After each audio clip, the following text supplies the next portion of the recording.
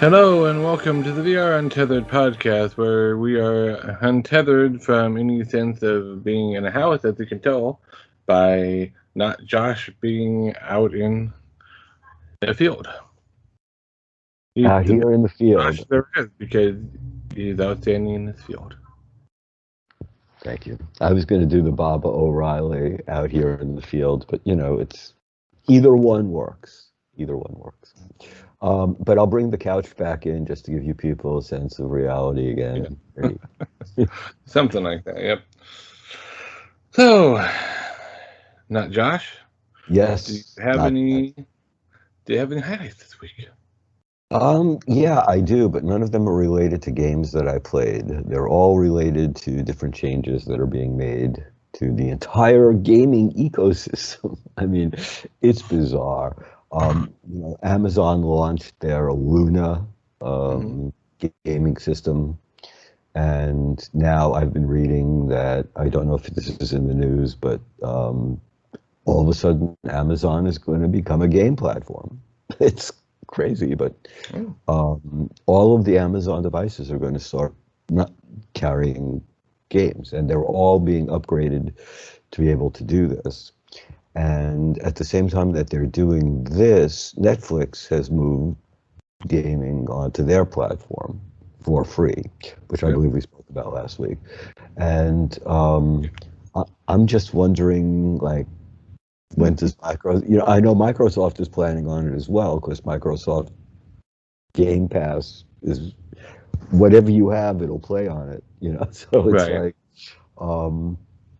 when did they just get rid of the console completely, as opposed to having people fighting with each other every week to grab a PS5 or an Xbox One? I don't know.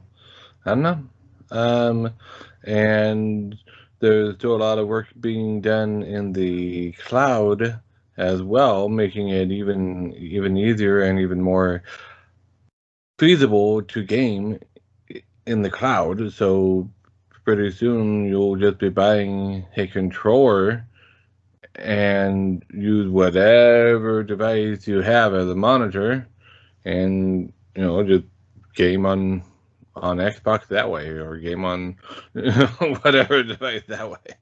I know. To me, the whole thing, though, is kind of crazy. It's like the whole Steam Deck. It's like, really, you think that there's a benefit to having a handheld PC? I have a screen this big now. This is my big... Well, yeah, what a lot of people are hoping for with the Steam Deck is that it will be able to handle lower-end VR games well enough that they can use it as a portable and more affordable portable PC for their PC VR headsets. Somehow I see Which openings may be are... possible, may not be possible. I don't know. I don't know. But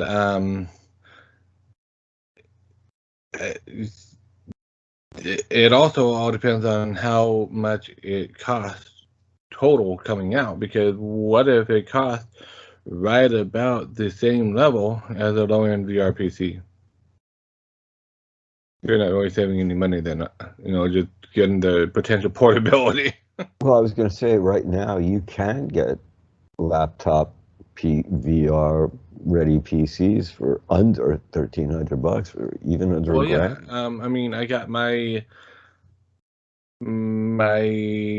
desktop for about 1,000, and then a couple months later, it went on sale for Christmas, and it was $100 less. And if you want a lower end than what I've got, which is like mid to high mid, I've heard you can get one for as low as like around 700 if you play your cards right and you luck out and get a good deal and all that. But it's possible. Right. I would say keep that 1,000 in mind, and then that's much more it, because you're going to go a couple $100 either way, depending on what you're willing to give up or what you want. You could go a couple thousand higher, but I mean, at this point, you can, in theory, get a low end, and it would be low end VR ready PC for around $700. So if the Steam Deck costs, say, $600, Mm. No, you that's know, what you're right. That's exactly and you go from a 16-inch screen to a 6-inch screen, it's a right, 7-inch screen. I don't know. To me, it's still like, I don't get it. I understand the Wii and I understand the Nintendo Switch. I don't understand the Steam Deck. right. And I mean, speaking of the cloud gaming, um, back when I was gaming or using Shadow, I had the option of being able to use this as the screen that I played on. But why would I opt to play on this when I have a laptop monitor or Exactly. a Right. 55-inch TV that Isn't that what my you know, point was with the whole, yeah, it's like, yeah, I exactly, don't get it. I don't get yeah, it. It's just, to me, like, buy a Chromebook, and do OpenXR, whatever, it's like, I'm not really following the whole yeah. mindset, but Well, as I mentioned last week, that some people are tinkerers and they love to tinker and they see this and go, "Ooh, a new device I can tinker with." that's fine. I like tinkering, but I mean, not mindless tinkering. I could go back and Well, it build. wouldn't be mindless tinkering; they'd be using their minds. Well, you know what I mean. I'm not going to go back and build a crystal diode radio at this point. I think I'll move ahead. Thank you. I might, Um, because that might be fun. well, it will be, especially if you're going to join Mikey in a township tale, and that's where it would fit in. However, if you're planning on going on the Enterprise, don't bring it. It's like, Well, little do you know, crystal diode radios are the first ingredient needed to craft a dilithium crystal. okay, I did not know that. Do you need a specific dilithium crystal to do that, or any old crystal will do? Okay, so You we know, have become untethered from VR at this point now as well. well, Huh? yeah. If we want to move into my highlights, I can do that. Well, one of my biggest highlights is I finished Sniper Elite VR. I read and I saw that you completed it with 3 stars and you did really good. And Yep, 3 stars. I got all the collectibles in that level, and I got number 5 on the leaderboard for the level. that's great. I may not be number 5 anymore, as probably more people have completed it now and possibly gotten better scores than me. But I did notice that I had like 90 something on my accuracy. The number 1 person on the leaderboard had like 50 something on the accuracy. So it's the amount of kills, not how. Well, there's a whole bunch of things that go into it. It's the speed, the amount of kills, the amount of equipment you blow up. Okay, So, gotcha. It's a more complicated algorithm than right, right, right. And when you are sniping and you successfully hit each time, you get a combo going.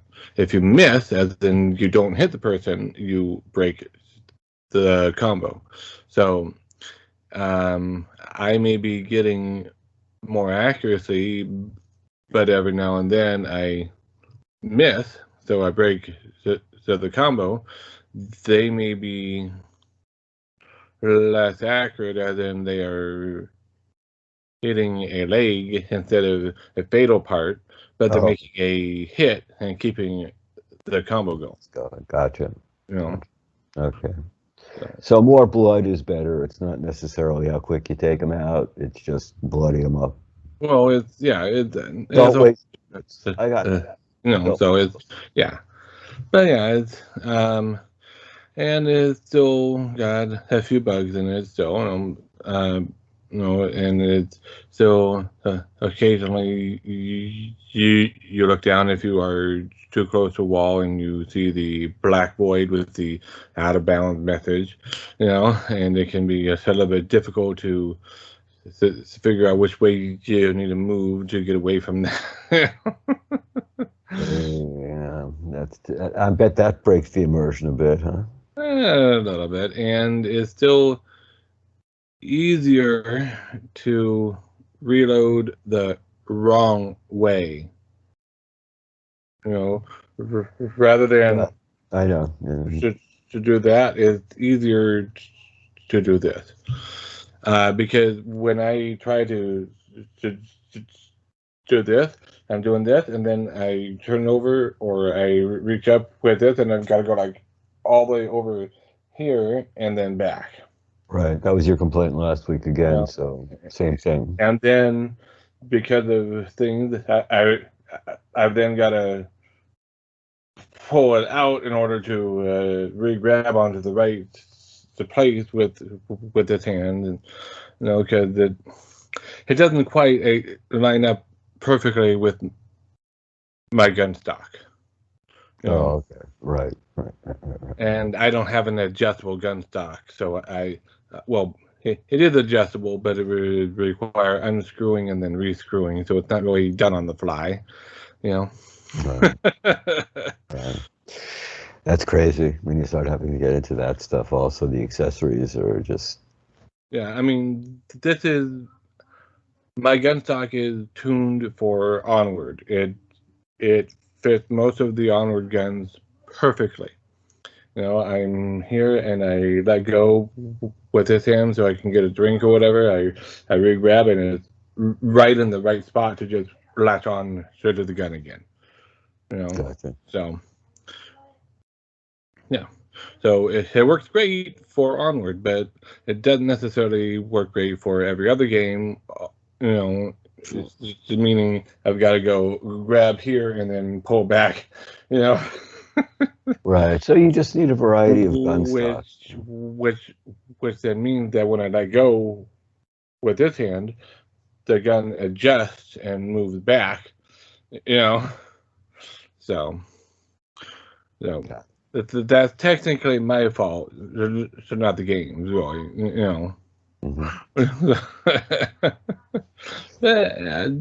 Look, you came in fifth. You can't really complain. But you obviously overcame the bugs. On that mission, I came in fifth, yeah. But yeah, and that last mission is a challenge in some ways because you have to get through. Basically, you walk in and you are surrounded by a whole bunch of enemies, and it's a shooting gallery with you at the target. But and then after that, you have to take out a couple guns and then move on to the beach, where there's a bunch of enemies on the beach. Well, you wouldn't expect. And then you have to make your way to the goal, and the big one bullet changed the course of a war moment. Which is not Hitler, because Hitler was never in Italy. So, well, not that we know of. Right. So, you do not get to kill Hitler in this game. But you do get to do a couple impossible things, like as a sniper, blow up boats. You're an excellent sniper. Remember, you're a sniper elite. Well, I mean, blowing up the boat is technically possible as a sniper because you have to shoot the warheads that are on the boat. Okay, so technically, if you could blow up the warhead on the boat, it would take out the boat. I can't argue with that. I don't see why you would. Any other highlights this week other than your claim to fame on Sniper? Another highlight that's a little bit of a non-VR highlight is my son last week for his birthday. One of the things he got was an Xbox One X from his uncle. Um, technically for him, but it's also technically for the family, as getting something that big for just a 10-year-old. Yeah. So, but no. So I set it up with a Game Pass Ultimate account, and I set him up on his profile, and I'm the main profile on it. So I downloaded the Elder Scrolls Online, which is the same universe that Skyrim is in. Mm-hmm. Skyrim takes place like at least 1,000 years after the events in this game. So this is like a prequel. I'd say Very, very a early. big prequel. Yeah. I think it's the earliest Elder Scrolls game so far in the chronology of the universe. So, and it's an MMO. So you are proceeding on your story quest, and you see other players doing the running around you, doing their thing, and you might be engaged in combat with an enemy, and a random other player comes along and one shots it for you. Yeah. So, Right. Kind of cool. so Well, like you said, it's an MMO, so yeah, random things happen, which is great sometimes. yes, and yeah, it's fun. It's an Elder Scrolls story, so you've got the Daedra and the Aedra, and you've got the Dwemer, which are already gone still. Even this early in the game, they are still ancient history. And you have the Dunmer and the Altmer and the Orcs, and so yeah, all the various races and the political factions are there, or the nascent versions of them are there. So cool. Yes, and you are, I think, possibly working on reactivating your Game Pass so you can come join you. Yes. Yeah, and join me in it. So I am. That'll be interesting. Yeah, it will be. It's going to be the first time I've played a pancake game in. I know. Like I said, like you said, I'm reactivating my Ultimate Game Pass, so it's going to be.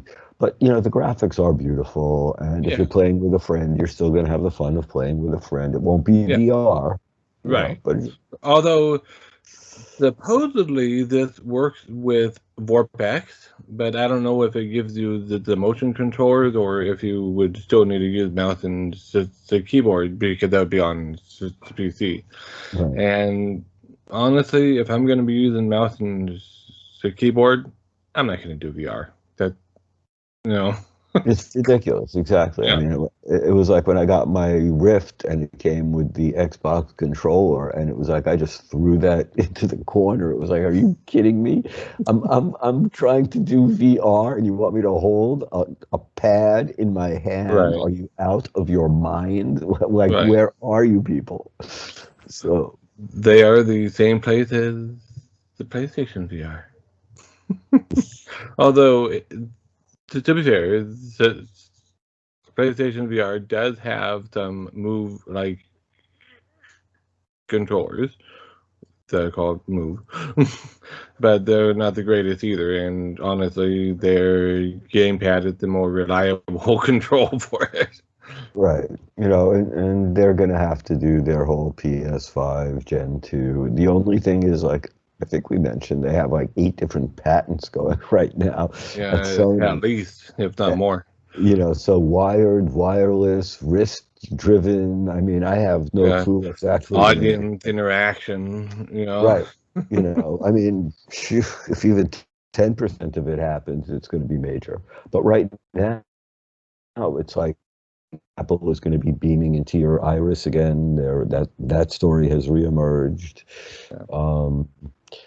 I don't know. There's just so much that's going to happen in the next 8 months. I keep buying games for the Quest 2, so I know I will be in this universe for a while but it's difficult. It really is, as I watch all of the new things coming out and realizing that pretty soon 5K per eye is going to be the de facto setting, Yeah. Yep. So, anyways, let's move on to new releases.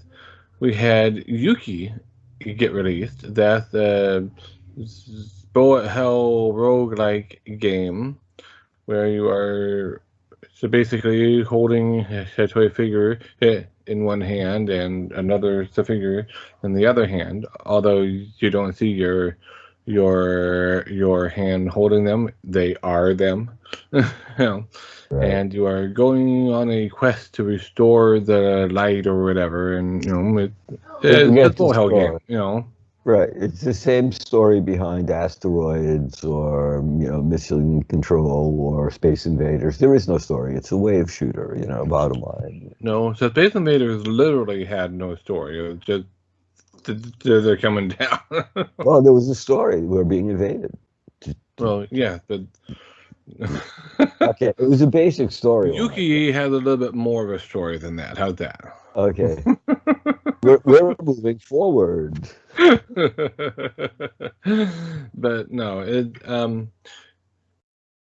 looks fun. It looks well done, and it looks like it's, as I think a lot of our games are, trying to tap into that nostalgia component. This is important. And back after that interruption.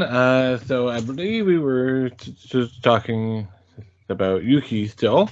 And it sort of looks like it's trying to tap into that retro nostalgia feel that a lot of our games have been. So pixel rip 1989, 1995, they're all tapping into the retro vibe, and this is tapping into retro vibe as well.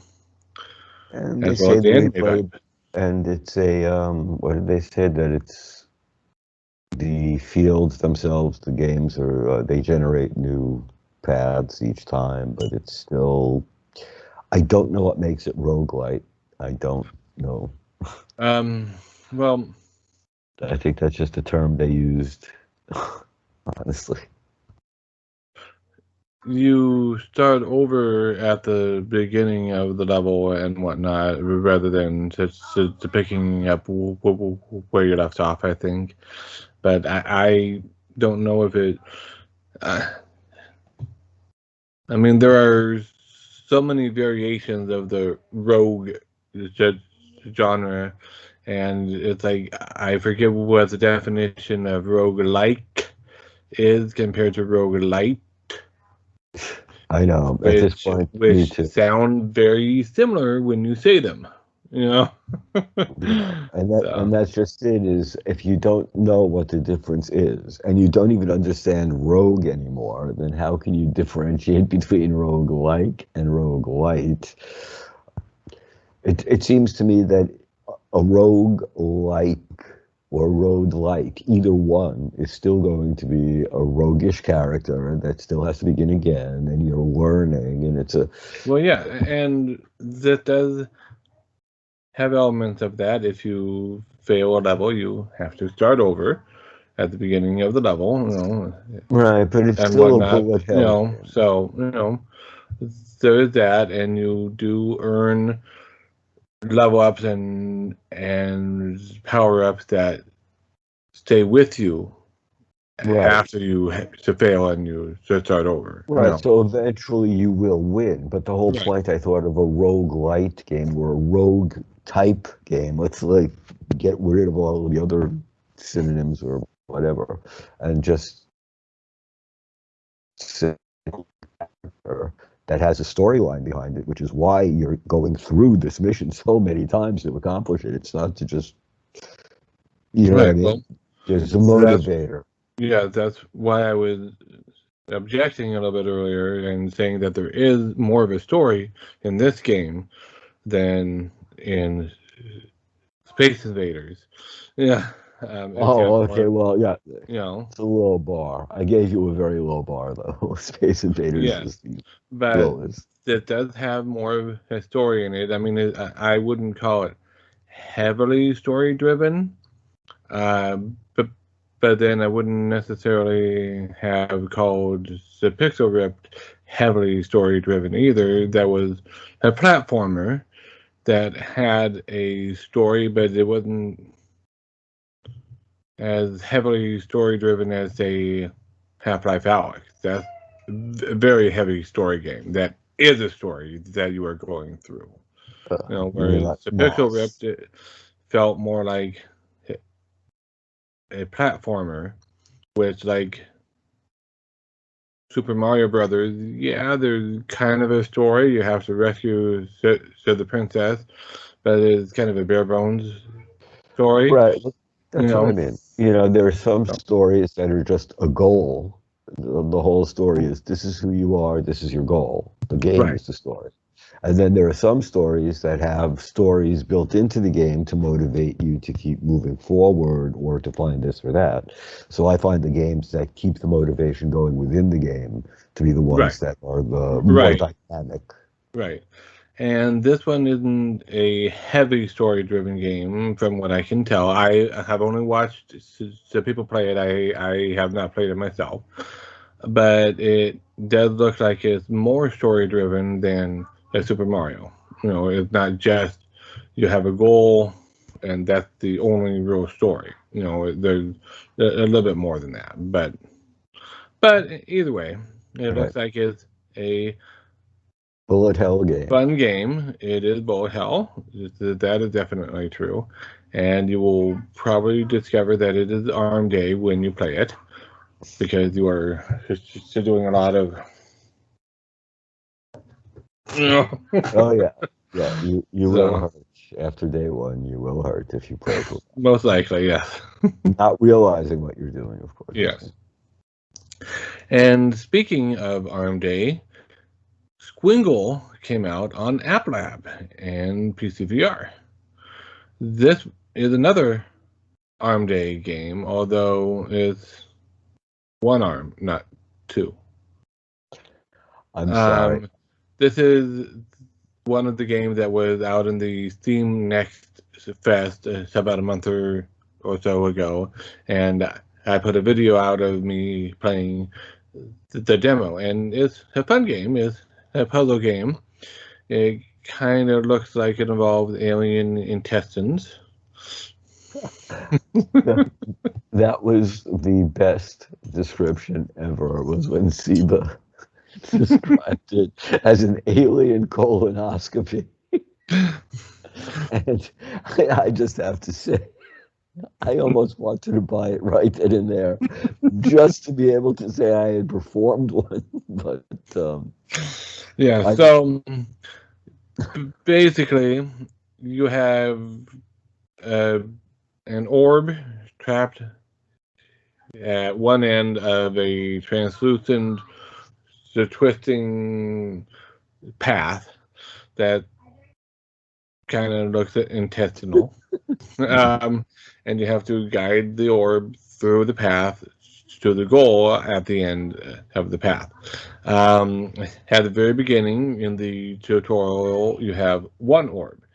After a certain point, you unlock two orbs that are continually rotating around a central axis point, uh, like this, or like this. No. And then you have to uh, figure out how to get both orbs through certain spots without letting either orb push up against the wall so too much, because if it pushes up against the wall too much, it destroys the orb. So it very presents a interesting. little challenge because you have to manage moving orbs, and the walls are not always big enough for both orbs to be rotating through. So you might have to time it so that you are like going through the path like that, you know. Right, sort of like playing miniature golf and getting it through the window. You just have to hit it at the right time. Except this isn't just one hit. This is continually guiding it at the right speed so that it, it stays in the middle of the path, which is a little bit more challenging than just one hit. No. I mean, it sounds sort of like a Yeah. cross between a marble type labyrinth game Yeah. and a three-dimensional puzzle. Yeah. So. And this is, as you just mentioned, three-dimensional, because some of the twists and turns and the intestines might just take you this way as opposed to that way, and you can rotate it every now and then and get a different view on it, and there are some power-ups that will change the rotation from this way to this way, or it will change the plane of the orientation or of the rotation from this way to Right. this way. So you go from X to Y, sometimes Right. Z, sometimes diagonal. Got it. Right. So it gets more and more challenging as the game goes on, and it's fun. Right. And Yuki and Squingle are both, I believe, $20. $19.99. Don't exaggerate. And I'd say they both feel priced about right. I mean, $5 personally, on a personal level, so Squingle for me is a little bit too high priced because I don't know that I'd be going back to it all the time. It is fun, but it's also a casual game, and I tend to drop casual games after a bit, and that's me, not the game. Yeah. Mikey drops casual games in 24 hours. He drops intensive, dramatic games in 24 hours. I know. So, for me, I would want to wait till it were on sale, but for the general audience and to finding the right price point in the market, it feels about right. We mentioned That's what I was expecting. Right. I was hoping $14.99 more along those lines. So that would have made me probably go out and buy it.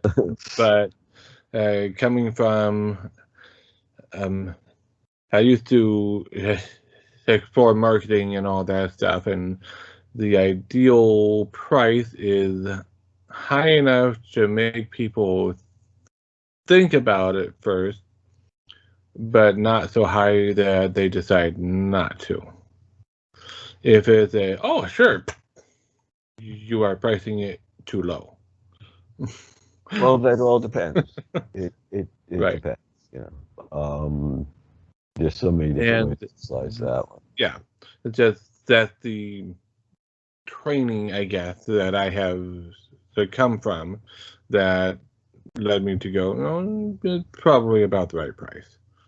And to me, like I said, immediately it would have been $17.99 or $16.99 with the sale down to $14.99 and shove it out the door, and you would have sold a lot more units right away. And if it was good, it perpetuates itself. So that's what I'm saying. It's a several different ways.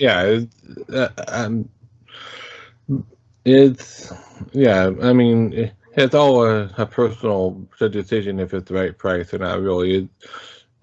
I mean, you can look at it from the market perspective, is it the right price for the market, or you can look at it from your perspective and say, is it the right price for you? Well, only you can determine that. Well, true. Right. Like there are some people that have 5 games, and then there are some people that have 5 headsets. I mean, you, the viewer. Well, but you addressed me personally, so I was the general you. Okay. You could tell the difference? Not all the time, Josh. Oh, okay. Okay. You haven't bought me flowers lately. I've never bought flowers. And that's, so I'm right. If you've never bought me flowers, you certainly haven't bought them for me lately. Okay, where were we? Oh yeah, I picked up Warhammer this week on sale. Wait a second, that's a highlight, not a new release. Well, no, actually, it's sort of a new release because the one thing about Warhammer Battle Sister is that ever since they released it, they've been upgrading the graphics. They added a co-op mode. They added a horde mode. You know, it's one of those games, like I was trying to explain to a friend of mine. There are developers who sell you a game and then continue to grow that game into something phenomenal. And then there are developers that sell you a game and walk away. You know, so Sure. the ones that continue to develop the game gain a very loyal following, and they could sell me virtually anything. The Yeah, ones that well, walk away, not I happening. mean, Sword of Gargantua is also continually updating. Not necessarily quite as often, but they've got a new Tesseract Abyss thing coming out soon. Right. And also, I see that Population One as Season 3 Kingdoms coming out. So Yep. now Yeah. we're going to have a new battlefield. So, Yeah. you Yeah. know, I love these guys. They're fantastic. They keep giving us more. And just the same way that the Quest has done up until Mhm. now, you know. Yeah. So, yes, somebody who sells me something and continuously makes it better, they have my vote. So, in other words, if a vacuum salesman came to your door with a promise that every month they would come and install a new upgrade to the vacuum, so that would make you want to buy it. No, however, if they could wirelessly upgrade it, then maybe. Oh, okay, okay. See, it's all a matter of, you know. Moving on to upcoming titles, which we kind of sort of just were in because those were the upcoming Satisfaction Bears and the upcoming Season 3. We have releasing this week on July 29th Warplanes World War One Fighters. Which had This is already been a released on game that's been out on App Lab and side quests for a while, but it is officially coming to the official Oculus Quest official store officially on July officially 29th. which Officially. makes it officially what? You know, this is what I don't get, you know. If you It's can, officially an official game. great, great. Officially approved. Hmm. Official game. Because none of the official games are approved without bugs. So, Without what? without bugs in them. Oh, So, it sounded like you said Berg. You sound like, what? without, why would I say Condor? Um, Speaking of which, I think Condor Man would make a good VR game. Condor Man would certainly be strange enough to be. I'm not going to argue with you whether it would be good or bad. I'm just going to say it would be strange. Yeah. Hey, it was one of my favorite movies when I was a kid. I used to have a Condor Man lunchbox. Well, I would like them to do Rocket Man. Yeah.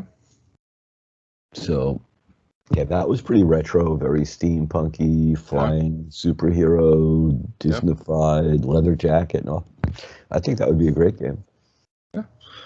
Yep. So, anyways, Warplanes World War One fighters is where you get to fly a World War One fighter plane and engage in combat in World War One arenas. Curse you, Red Baron. Yeah. Maybe you'll encounter Snoopy. I don't know. Oh, That would be hilarious. that would be the best. That would be absolutely the best. You know? You see a doghouse flying through the sky. What the? If they didn't do that, it will be next week if they have any sense of justice. That's perfect. Yeah, that would be funny. So, that is the only upcoming title that I could verify. I think there may be another one, but I forget what it was, and I couldn't locate any references to it. So, if we missed it, my apologies. I We are know only I know. There was like a Resol 22 or something that's coming out, and there's I don't know. There's a few coming out now, but Yeah, once again, between App Lab and SideQuest and the Super Hot. Everybody knows that Super Hot has been changed yeah. now. We have news about it. Oh, okay. But they're not reading the news, so I'm mentioning it to them in case they'd like to know about the news, unless you're going to post Okay, it. well, we have news about Super Hot coming up. Ah, In can we about bring it up? Okay. What are the we top going of the hour. Film at 11. So where are we going next, Senor? Well, Otter? um, we have Oculus multiplayer updates coming out that are hoping to make it easier to find and join your friends in games in VR on the Oculus Quest. Okay. So there's going to be a invite to app button that sends an invite to the app, and Oculus said that it has been tested on popular titles such as Beat Saber, Echo, Hyperdash, and Poker Stars, and been shown to work. So it should be a little bit easier and quicker to get a friend to join you. And they are also going to have the iOS and the Android apps be able to select a game and send an invite link out. So that when any I of think it's this something that works, they should have had working already, really. they But did. We were uh, always able to yeah, send an invite to a friend. It just never worked. Now we have to see if it right. does this time. Well, So, this is a little bit different way of working it. I think understood. before they were using the deep linking, where the developers had to specifically integrate it into their apps so that it would not only get them to the app, but it would also directly form a party in the game with the friend, and they would join the party and be in the same location. No, I understand, but that was their thing. Yeah, When I press the button for the elevator, I don't need to know which pulley is actually, being utilized to get the right. elevator to the But next floor. I'm only putting it out because it's like, well, when you get into the elevator, are you pushing the appear in my friend's bedroom this button, or are you pushing the get to the floor that my friend is on button? You know, so before it was join my friend in his bedroom. Now it's to get to the floor that my friend is on. So that's what it sounds like. It sounds like it's more, it gets you into the game and then you can find your friend. Whereas before it was trying to directly teleport you straight to your friend in the game. Which So would they be get to the game much and easier. then So so they, so in other words, they couldn't get that to work correctly, so they added more friction. well, a little bit maybe, but this is it's a general feature that exists on, say, the Xbox as well. Is I can, in theory, if I'm in a guild or I've got a friend that plays ESO, I can to teleport to them. I don't have to have them accepted, and I think I don't necessarily spawn on them or whatever. If they're in the middle of a dungeon, I'm not going to show up in the dungeon. I'm just going to show up in the same zone and on the same server. So, Okay. you know, But yeah, but in VR it's different. Remember, because VR you don't have a sense of placement like you do on a flat screen game. well, still, it's a step towards making it work a little bit better. I think. Well, but this is So, still tied into hey, Meta. because so sometimes you have to step a little bit backward in order to fix something, and then to go forward when you're at a roadblock. So, anyways, we also have pass-through API being opened to developers, and consumers will be getting it later. This will enable developers to basically start using the Quest and Quest 2 like an AR headset. Correct. Albeit with a Black and white grainy, low-resolution, black and white reality view. Did anybody say Quest 3? I know, right? You know, they really had to wait to put in those color cameras. Because that really is all it's missing. If they're going to put in the pass-through API, then if they had color cameras. I'm sure that on the next version of the Quest, it will have the color. Like I just said, yeah. Quest 3. So I guess they wanted to leave room for you to be able to throw away your $300 headset and buy another $300 headset or $400 headset. Yep. And in other news, Facebook is switching to OpenXR as of version 31 on the Oculus. The existing VR SDKs and whatnot will still be supported until next year. I think August of next year or something like that, and then they will no longer be supported, which means games developed using those SDKs will still run, but there won't be any further updates to those SDKs. So any game produced between now and the future API is dead in the water as of a year. Well, they will either want to switch to the OpenXR now, or they'll have to switch later if they want to keep providing updates on the game. Basically, and as of that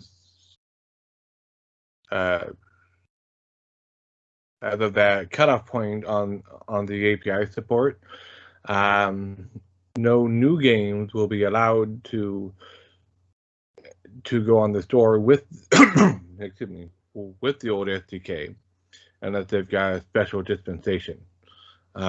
Existing games can still be on there; they just won't be supported with the updates to those SDKs anymore. So, wow. That's which means they will get further and further behind as the Quest continues to improve and get better. So it would behoove those developers to probably start looking into transitioning to OpenXR now, and OpenXR is kind of a better move anyways, because that, in theory, allows you to develop the game once and have it play on any device that supports OpenXR. I don't know if it's quite practically at that point yet, but that's the idea. Yeah, I know, except you still have to attach your controllers with different tie-ins to different games now, and that will not change with something like OpenXR. Right. I mean, obviously, each specific hardware would have to have its own hook into OpenXR. You know, Exactly. but that's a different discussion altogether. That's for the hardware manufacturers. Yeah. I'm just seeing more friction being introduced into the game. You know, it's just, to me, I want to see less friction, not more. That's my thing. Is like, I want that generic headset. Well, OpenXR is a step toward that less friction. So, I know. Anyways, in other news, Facebook, according to Zuckerberg, within 5 years will be known as a Metaverse company. Mm-hmm. Not a social media giant, but a Metaverse company. Cool. I can already see people marching in these streets calling it IOI. Unfortunately, there are so many people out there that already view it that way. I know. I have absolutely no desire to see Facebook become. Well, this is mostly just saying that Zuckerberg is very committed to AR and VR and the metaverse idea. And for all of Facebook's flaws, in many ways, it's what has been keeping VR going. You know, because PlayStation, Sony certainly wasn't keeping it going strong. Steam is being taken over by the Quest, so they weren't necessarily keeping it going strong because they were priced out of reach of most people. You know, so No, look, I well, honestly believe that. it's not Steam HTC, I mean, but you know what Right. I meant. You Well, know, Zuckerberg is, in that respect, and I hate to even accord him any of that, or Facebook has become the Apple, so to speak, of social media. What they yeah, did with it was horrendous. Um, but yes, as far as VR goes, without them, we would not be anywhere near the stage of development we're at or the amount of users that we right, have. And I right. will grant you all of those things. But I will also grant you that as soon as somebody comes out with anything that's even close to equivalent or slightly better at a higher price, they're going to lose a tremendous amount of their base just Well, because it's so it black. can't be that much higher a price, otherwise most people won't go. You know, No, much higher, no, but somewhat higher, yeah, depending on what they're going to give you. like I would say at most $100 higher. Outside of that, I'm thinking that's probably the rough cutoff point, and that people would rather stick with than move. But I could be wrong. I don't know. That's just my mm, my gut feeling on it. So, and Lone Echo 2 is coming out on August 24th. Sure, why not a new game for the Rift? I think Yeah, that was it's the brilliant. last Rift exclusive. Well, it's good that it came out after the last Rift. I know. I, Well, I mean, it kind of just still to be calling it a Rift exclusive still because the Rift is no more. But yeah, yeah, it was being marketed that and branded that and contractually obligated as that before they got rid of the Rift. So, you know, right, I know.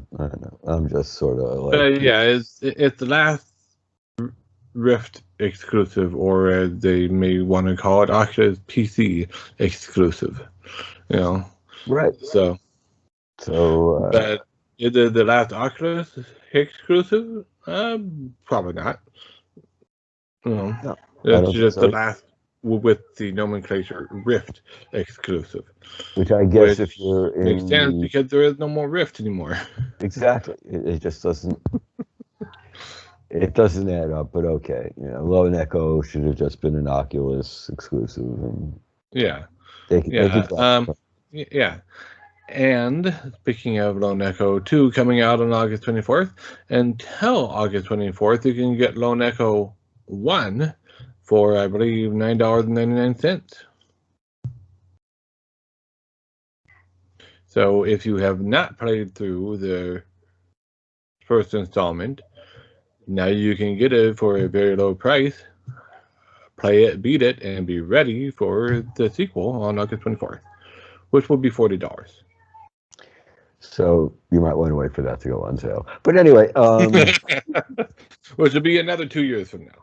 right, exactly. But hey, what's 2 years in the scheme of things?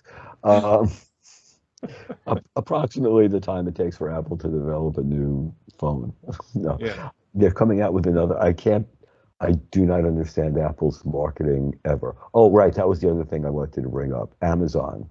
All of the new Fire devices, all of the new Alexa devices, all of the new screened Fire devices will be capable of playing games.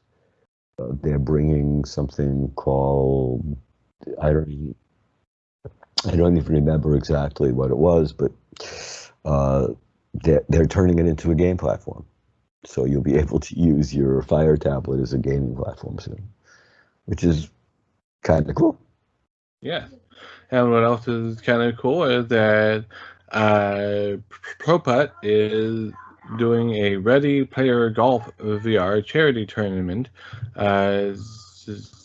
benefiting the XRSI, which is the XR Security or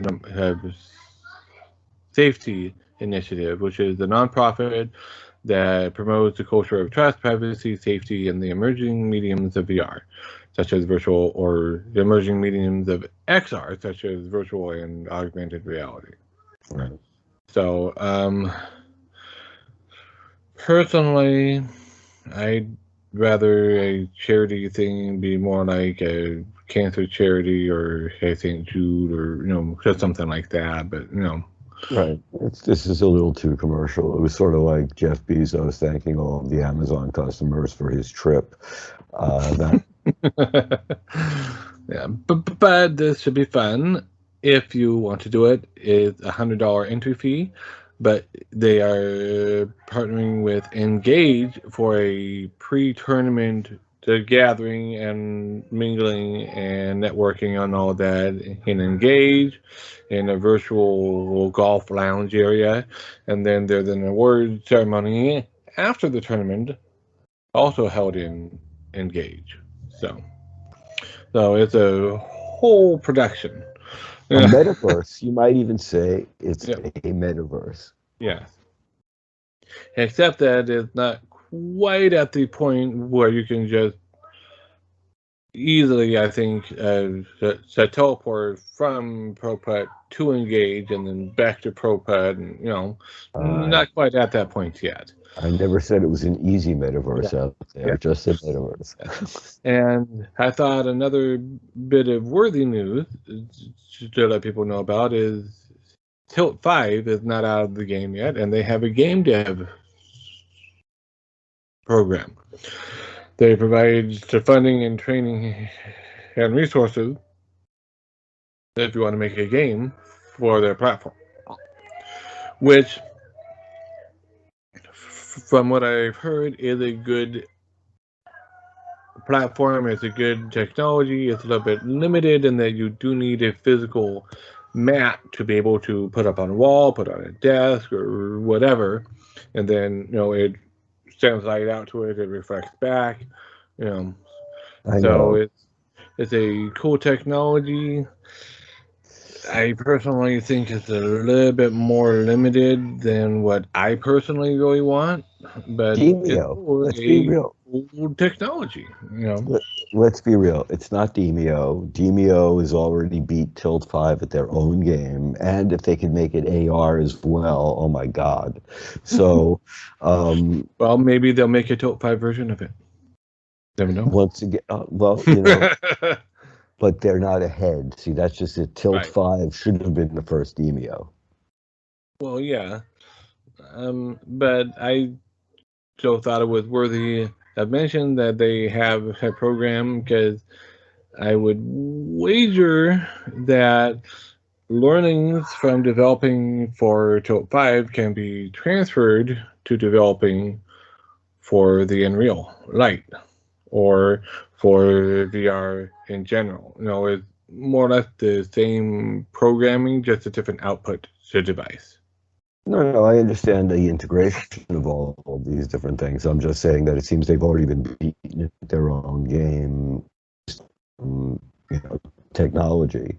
So unless there's something that they're going to do to make it enhanced or something upon what's already there, where's the plus side to it? Right. So we also have, after the fall, delays its arrival until next year, I think, and then the Quest version even later. After, Which, after which I can understand. I'm all for developers pushing back a release date if it means they're going to have a more stable and a more bug-free release. But at the same time, too much of that is bad. So yeah. Okay. Well, Yeah. I'll give you my quick 30-second piece on that is really very simple. By being held back by the Quest 1, the Quest 2 is not able to be developed for the way that it should be. Otherwise, I'm sure their games Well, would be coming out at a quicker the pace. the Quest One, I think, pretty soon in the next month or Sunset. 2 months, it is obligatory support phase ends. Right. It's And sunsetting now, obviously. yeah, so But still, and after that, they are not obligated to support it anymore. right. So yeah, so that's not going to be as much of an issue soon because no one will be obligated legally to continue supporting it anymore, which unfortunately might mean that it'll quickly go. And I say unfortunately because there are still lots of people out there that are still on the Quest 1. Because it's still a perfectly good device, it's just not quite as capable as the Quest 2. But it's still a great device, is capable of a lot of cool things, and in some ways it's got a better display because it's got that OLED as opposed to a regular screen. Yeah. Right. No, there are certain Better features. darks and better contrast, and it works better that way. So, But in general, you want the Quest 2. So, right. and by the time, Quest 3, like we just said, all the new stuff that will be coming to that. So, I'm sure spatial audio and all the other really cool things that they're working on. Anything else that we're wrapping up in the news here, or? Well, all that I have to say is that when the Quest 3 comes out, it'll be super hot. Sorry, that was a bad segue. So, super hot has evidently removed the self-harm scenes from the game, which were a little controversial and made some parents, including one that we both know, say, no, you can't play that scene at least, or you can't play the entire game, depending, to their kids. But as a result of them removing those scenes, they are now getting review bombed. Oh, yeah. Okay, well, here's the thing. Originally, they had originally, it was just the scene. Then they put in a toggle. I still don't understand the problem with the toggle. And then they say, well, it's because it's rated 10 plus. Well, but it was rated 10 plus when you didn't even have the opportunity to turn off that scene. So what? And then you go back, okay, it's going to be on the Sony PlayStation. Ta-da! And there's your answer. Sony is much more concerned with that suicide scene than Oculus ever was. I mean, seriously, look at the games on the, the Quest. Talk to me about anything that can give the kid the Quest they want to play The Exorcist, Yeah. Personally, while I'm not necessarily a fan of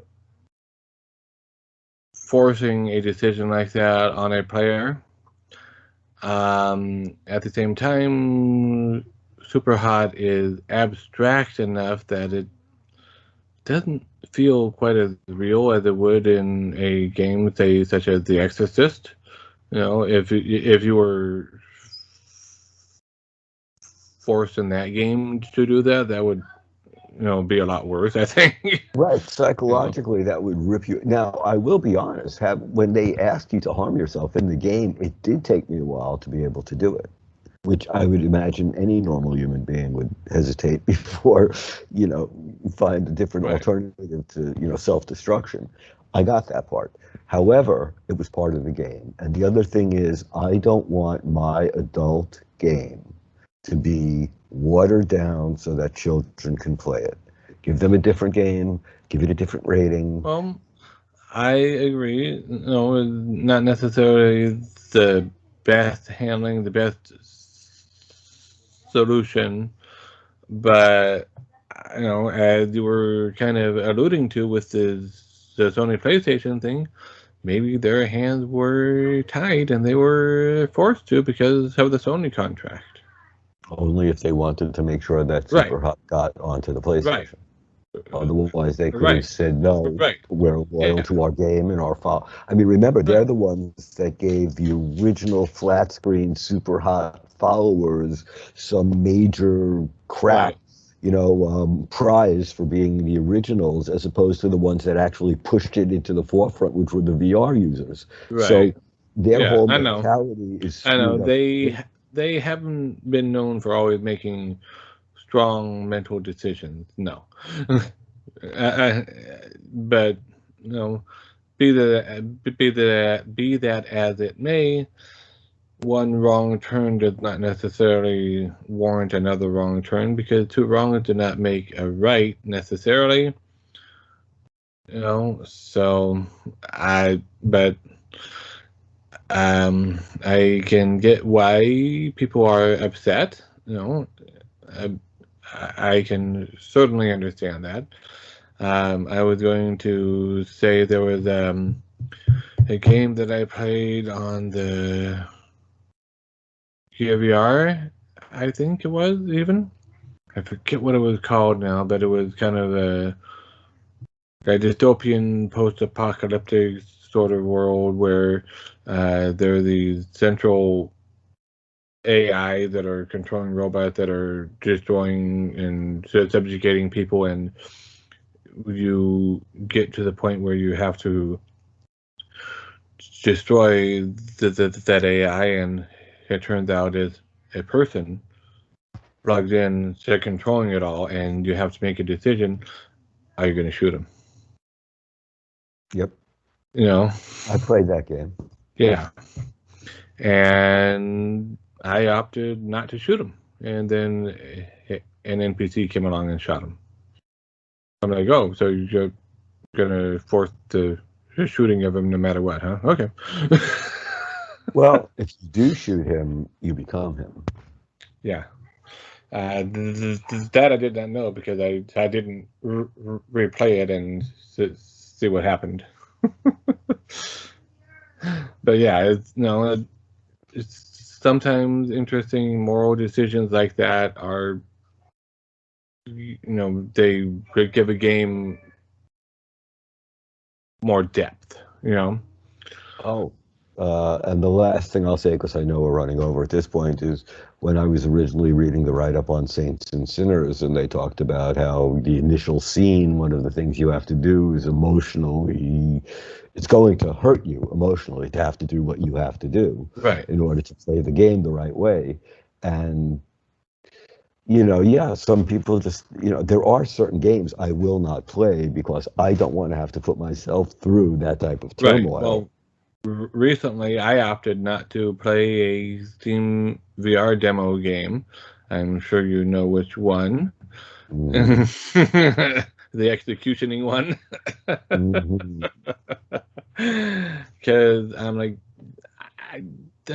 no, I don't want to deliberately to put myself into that social experiment. Exactly. So, right. I agree. I think people, but that's just it. That's for adults. And once again, adults should always be supervising their children. It's the same as video games, any other form of entertainment. So,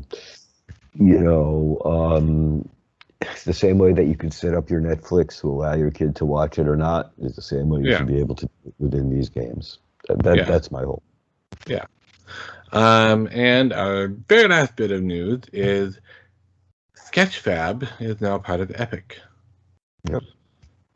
Which is big news because it says Sketchfab is a big source of models that are VR ready. Whether VR PC or VR Quest is to be determined. Most of them are PC. Too high quality for the Quest. Correct. But I believe Epic and the Sketchfab have said that for the foreseeable future, not much is going to change in your ability to access and download and use wherever. It's just now they're owned by Epic. So yeah, we'll see what happens with that, but it's I don't know how it'll work out. We just know that that's what happens. Yeah, we don't really know a whole lot more about that yet. So so we'll see. We were all shocked this week to see it happen. So it's like, okay. Yeah. So on that note, I would go out and take care of the invasion in the other room. And well, I already sent an Alexa message saying, please keep it down a bit.